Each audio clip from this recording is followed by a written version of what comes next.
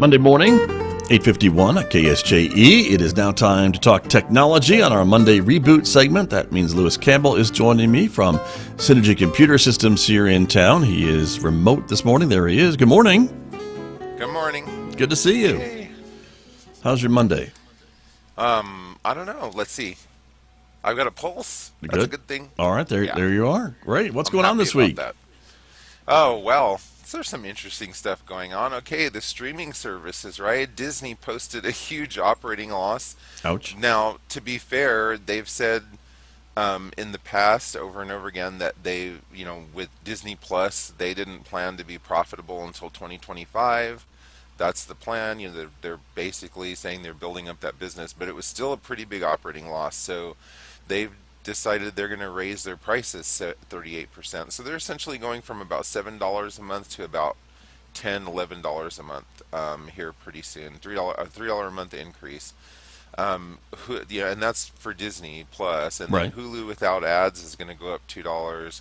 Basically, all the streaming services are starting to raise their prices now because they're not, they're getting the people, but it's just not turning out to be as profitable as they anticipated. So that's kind of interesting to me. I mean, we talked about this before. I think you and I talked about how now, it went from in the old days, you paid for cable with 1 million channels, and nowadays it's like there's 1 million streaming services. And how do you get all the stuff you want to see without, buying service from 15 different services? And we talked about how there might be aggregators like Right. Amazon Prime coming out. Well, now we're seeing where this is going.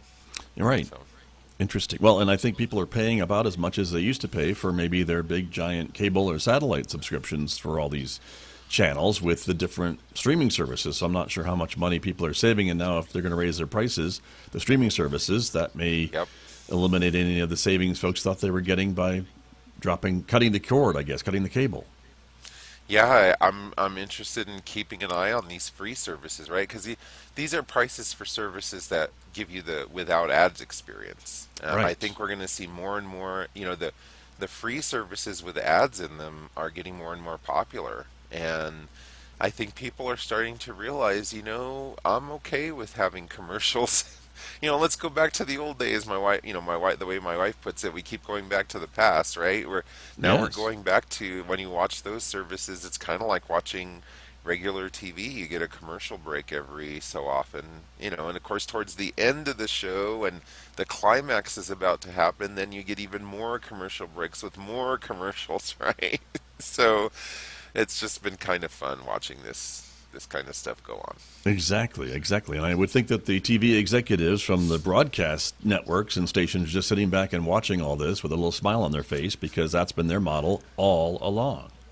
Yeah, and that is coming from is that coming from your old broadcast journalism TV days there, Well, Scott? just I think a lot of folks were saying were claiming the demise of broadcast TV, maybe including myself, because people were going into these commercial-free entities, and and now maybe commercials are coming back, or that's the way to pay for this stuff. I don't know. Yeah, I wasn't criticizing you. No, I was no. saying, you're speaking from experience, right? Right, exactly. So I saw another article related to that this morning, as a matter of fact, talking about the loyalty of some of these streaming subscribers, right? And it's not there.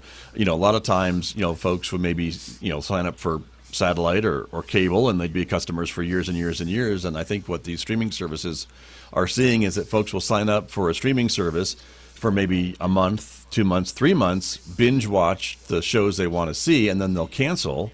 Yep. And then they'll wait for the next season to come out and then sign up again. And so they're not seeing maybe those long-term loyal customers that we've seen in the past too. That's new. Yeah, and why would people? I mean, Right. really, there really isn't anything that differentiates. This is another reason why these streaming services have been trying to pour so much money into original programming, right? You see, they're all developing their own programming now, because then that's the one way they can say, if you want to see this show, you got to come to us, right? Sure. Again, we're seeing the broadcast networks, the history of broadcast networks on repeat, right? That's exactly what the broadcast networks did too. Very true. And I have to give credit to the Wall Street Journal for that story today about the disloyal streaming customers. So what else is going on this week? So there's a guy in, where is this? Michigan. Jared Mott. Okay. Now, I think this is cool because it's applicable to our area. Got tired of paying Comcast all this money to get crappy service in a rural area, right? And the same thing with other ISPs. This is crappy internet service, you're saying? Yep. Yeah. And so he created his own ISP.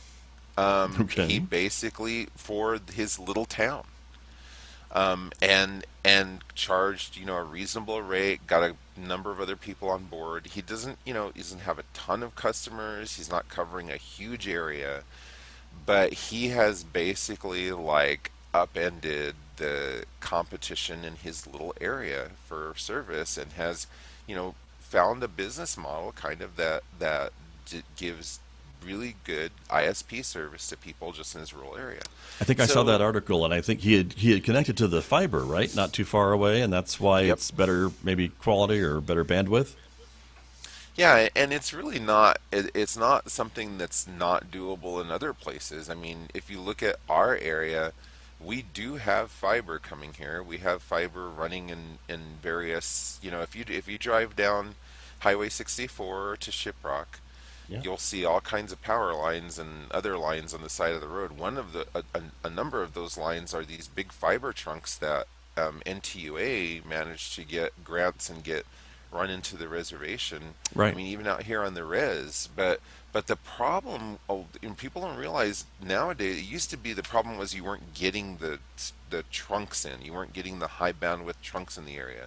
The problem we have now is we have the high bandwidth trunks, but we don't have any companies that are interested in putting in the investment to do the distribution side of it, the last mile. Right. And that's where this guy's coming in. And so, that might be something, hopefully other people will do, is start these little local ISPs to handle that last mile and actually give decent service. And I think from the article that I saw, Lewis, isn't he now eligible or getting all these grants, these tens of thousands of dollars of grant money to expand his network to serve even more of his neighbors, basically, because he's done such a good job, I guess, of getting it off the ground? Yeah, and see, that's the game changer. And that was kind of the gist of the article I read was that, this is an example of a government program that actually works, because he took this government grant money that was intended for that purpose to help that last mile in these rural areas, and he really, is making a run for it. And that, honestly, I think that's what's making his business model successful. It isn't straight up, I implied earlier, and I probably shouldn't have, that it's a straight up supply and demand thing, but I think that's what's making it successful, is that he's able to take advantage of the grant money, but that grant money is available all over the U.S., right? Right. So in various forms. Yeah, and he probably has it priced right too, so that's why he's got customers. So who knows? Yep. The difference is that what's been going on is these larger companies have been getting the grant money. Yes. And then they're national, and so their profit margins are still better in the cities, and so they still kind of the rural areas have always been like second shrift for big companies like Comcast. Right. Gotcha. But this is different because this is his primary market. And so, I see, hopefully other local ISPs will get on board and do stuff like that. There you go. We'll see. We'll see what happens. Well, we are out of time this week, Lewis Campbell, but thank you for joining me. Thank you. Hey, everybody, have a great week. You too. Thank you very much. That is Lewis Campbell from Cintigy Computer Systems. He talks with me every Monday at this time about technology. It's our Monday Reboot segment right here on KSJE Farmington. Have a good Monday, everyone.